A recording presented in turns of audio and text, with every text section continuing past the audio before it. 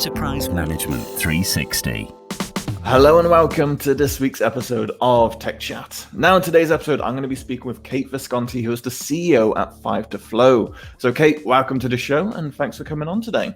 Thank you so much, Max. It's great to be here. It's great to have you. And before we delve into today's subject matter, would you mind just giving our viewers a bit of background on yourself and maybe 5to-Flow? Sure. I actually have just been the CEO for 5to-Flow for a year. We had our birthday on last Thursday.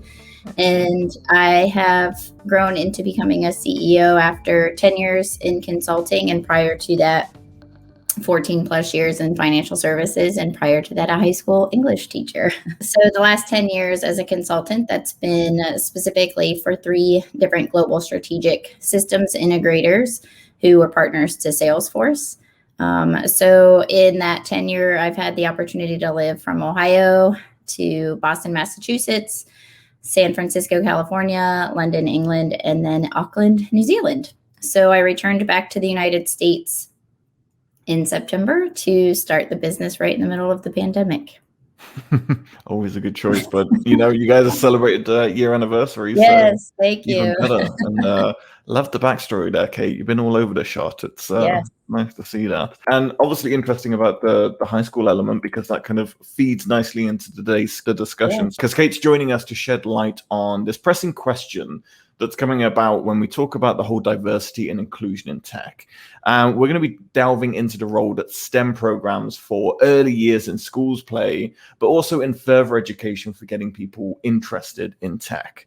And to start off the episode today, I wanted to talk about, it's interesting if you do a Google search of women in tech, one of the first questions that is people might also ask is, how do tech companies attract more women? So what is it that's still, discouraging or hindering women from entering the technology job market?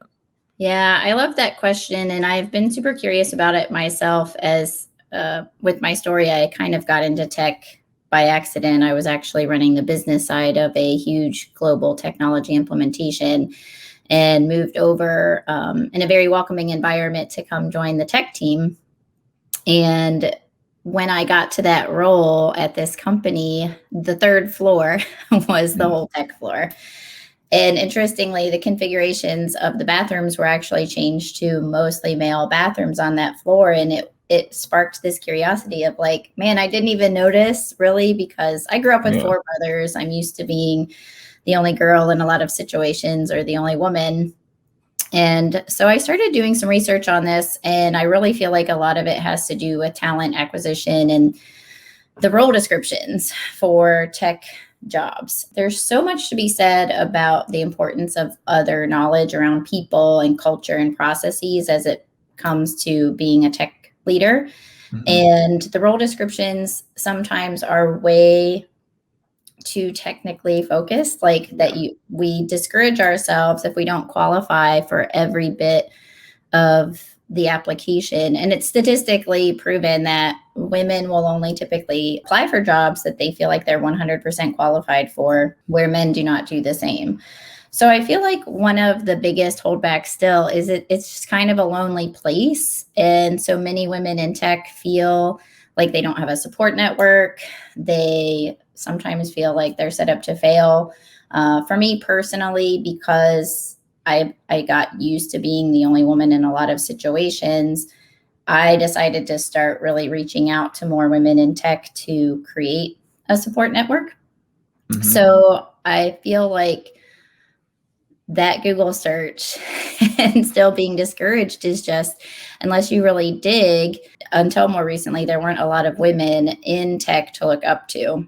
So I think if we start very much at the beginning with that awareness, and for people of any gender identity to think about how we recruit, how we write the role descriptions, and then how we nurture the growth of women already in the workplace. Mm-hmm. 100% agree. There's a lot of issues in there, and this is the same, tech space or any other kind of field. These issues are very rampant and apparent, but the more these conversations are happening, and we're seeing it a lot in the tech space over the past couple of years, especially where this stuff is getting called out and conversations are happening. Yes, we're still a long way from where we need to be, but it's nice that the conversations are happening. Yes. And it's interesting to kind of, when we say start at the beginning, because there is that element of this not being discussed as a career opportunity for people to get into. So from that standpoint, why is it important that both, schools and universities have these STEM programs and actively encourage young women to consider a career in these 4 kind of STEM industries? Yeah, so I've been thinking about this a lot, and I had a memory of an event I attended while I've been in the tech space for gamification. Mm-hmm. And one of the speakers talked about video gaming and how much marketing gets it wrong, that they're marketing only to young men and young boys when a huge market is women. Mm-hmm. And because marketing is still super male dominated, and women take a look at most astronauts being men, and now there's some amazing, inspiring young astronauts. An article I read recently of a young 16-year-old girl is, if the universities and schools start promoting more of that information and create a higher level of female role models in this space, we can start to defray some of the issues we have with the marketing and some of that set of assumptions. The second thing that I think is really important for high schools is this misconception that you can only get into the tech space with a bachelor's or a master's degree in like a highly technical, like engineering or coding degree. If we can start looking at some of these amazing female role models, and even some of the male role models who are making tech cool and interesting and something to aspire to, versus this quiet job in a quiet space writing code. So we all walk around with our technologies all day. We've got our cell phones, we're playing with all these apps, and we forget that there's some amazing women leading major tech companies like Marissa Mayer, Meg Whitman, Sheryl Sandberg. The list can go on and on. But if we pay more attention to those big names instead of everybody only knowing Steve Jobs and Bill Gates, and start promoting that in the education field, lifting people up and then piquing their curiosities.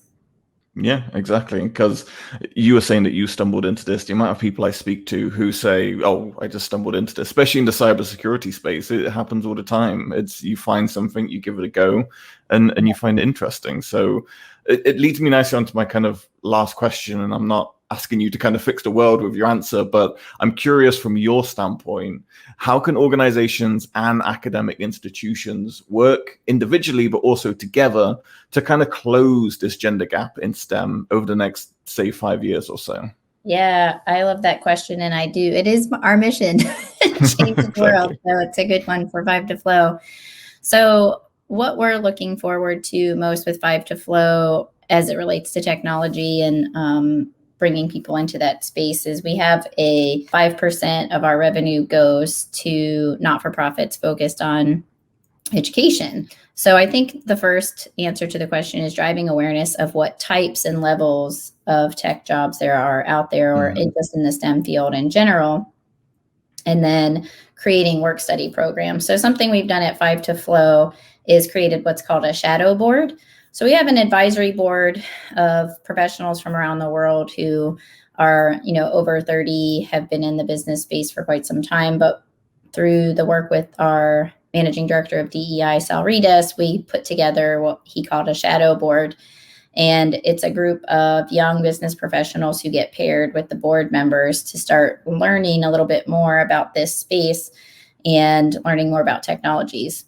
Nice. We're hopeful more companies in the STEM space will do these types of shadow boards, as an example, and provide scholarships to some of the more marginalized or underserved groups in these communities, not just women, but minorities who have less access to technology degrees or technology certifications and the funding in order to support that.